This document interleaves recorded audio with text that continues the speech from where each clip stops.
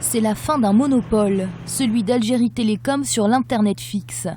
L'avant-projet de loi sur la poste et les communications électroniques propose en effet de mettre un terme à ce monopole pour encourager la concurrence dans le domaine.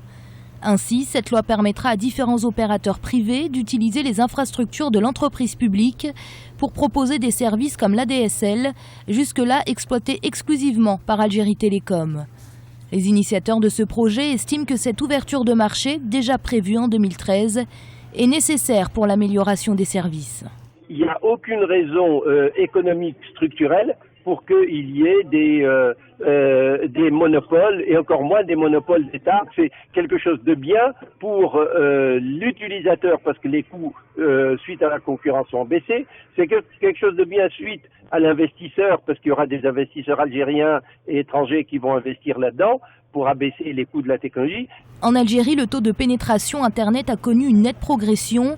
Il est passé de 16% en 2013 à 46% en avril 2015. Un taux qui ne pourra que s'améliorer selon le ministère des TIC et de la Poste si l'on ouvre le marché à la concurrence. Pourtant, l'avant-projet de loi sur les télécommunications est loin de faire l'unanimité.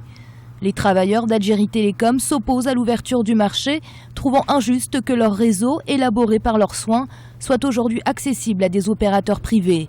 Et pour justifier leur refus, c'est la constitution algérienne qu'ils brandissent. L'article 17 considère en effet les postes et télécommunications comme un bien de la collectivité et de souveraineté nationale. Le premier objectif d'une entreprise pour qu'elle continue à vivre, c'est de gagner de l'argent, même si, et surtout si elle est publique.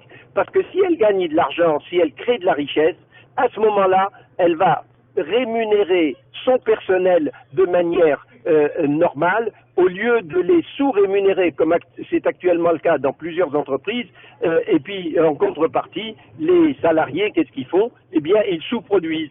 Les travailleurs d'Algérie Télécom s'estiment en danger et craignent pour leur avenir au sein de l'entreprise. Pourtant, en louant son réseau et ses équipements, l'opérateur historique pourrait accroître nettement ses ressources.